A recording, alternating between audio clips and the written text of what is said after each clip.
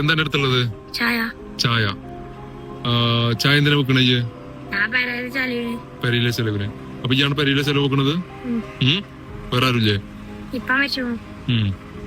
പിന്നെ ആര് വീട്ടിലുള്ളത്? ഇമ്മണ്ട്. ഉമ്മാക്ക് സുഖല്ല. അപ്പൊ നിങ്ങളെ ചെലവിന് പിന്നെ ഈ വീഡിയോ പുറത്തു വന്നതോടെയാണ് തഫ്സുൽ ഹുസൈൻ എന്ന 7ാം ക്ലാസ്സുകാരന്റെ കണ്ണീരിൽ കുതിർന്ന ജീവിതകഥ ലോകമറിയുന്നത്. ഉമ്മയുടെ ചികിത്സയ്ക്ക് പണം കണ്ടെത്താനായിരുന്നു സ്കൂൾ വിട്ടുവന്ന സമയങ്ങളിൽ അവൻ ചായപാത്രവുമായി തെരുവിലേക്ക് ഇറങ്ങിയിരുന്നത്. മക്കരപ്പറമ്പ് സ്വദേശിയായ ബിസിനസ്സുകാരനും യൂട്യൂബറുമായ അനീസാണ് ആ വീഡിയോ പുറത്തുവിട്ടത്. രാത്രി 9:30 മണിക്കാണ് പെരിന്തൽമണ്ണ നിൽക്കുന്ന സമയത്താണ് എന്റെ വാഹനത്തിന്റെ ഡോറിൽ മുട്ടിയിട്ട് ഒരു പയ്യൻ വന്നിട്ട് ചായ വേണമെന്ന് ചോദിക്കുന്നു.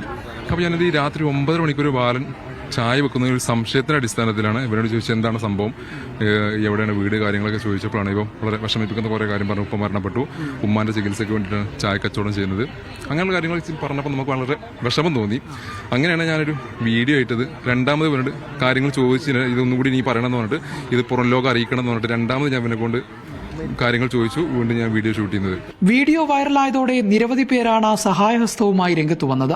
കുട്ടിയുടെ പഠന ചെലവുകൾ മുഴുവൻ നജീബ് കാന്തപുരം MLA ഏറ്റെടുത്തു. ഹുസൈൻ നമ്മളൊരു കുട്ടിയായി മാറി. അപ്പോൾ നമ്മളെ സംബന്ധിച്ചിടത്തോളം ഈ പെരിന്തൽമണ്ണയുടെ കുട്ടിയാണ് അവനെ. നമ്മളെല്ലാവരും അതിൻ്റെ ഏറ്റവും പ്രധാനപ്പെട്ട കാര്യം നമ്മളൊരു നാടിൻ്റെ ഒരു നന്മയാണ്.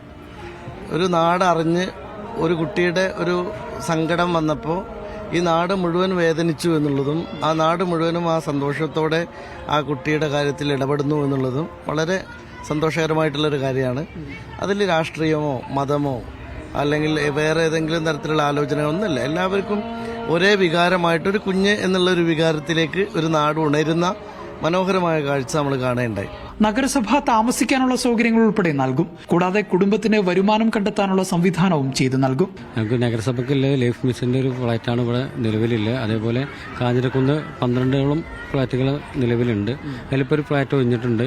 ആ ഫ്ലാറ്റ് കൊടുക്കാൻ നഗരസഭ തയ്യാറാണ്. അപ്പോൾ ഇന്നലത്തെ ചർച്ചയിൽ ചെയർമാൻ പറഞ്ഞതാണത്. ബാക്കിയുള്ള കാര്യങ്ങളിൽ ഇവിടെ ഒരാൾ വന്നാൽ പെരിന്തൽമണ്ണ എങ്ങനെ ഏറ്റെടുക്കാൻ പറ്റുന്നതിലെ ഉദാഹരണമാണ്.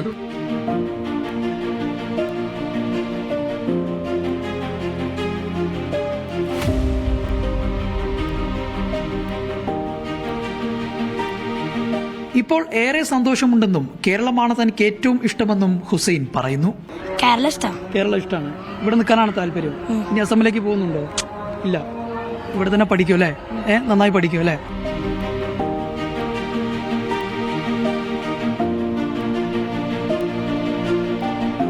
ഏതായാലും ഹുസൈനെ നമ്മളെല്ലാവരും ചേർത്ത് പിടിച്ചിരിക്കുകയാണ്. പെരിന്തൽമണ്ണയിൽ നിന്ന് അനുരൂപ് ചീക്കോടിനൊപ്പം ജംഷീർ കൊടിഞ്ഞി, മീഡിയ.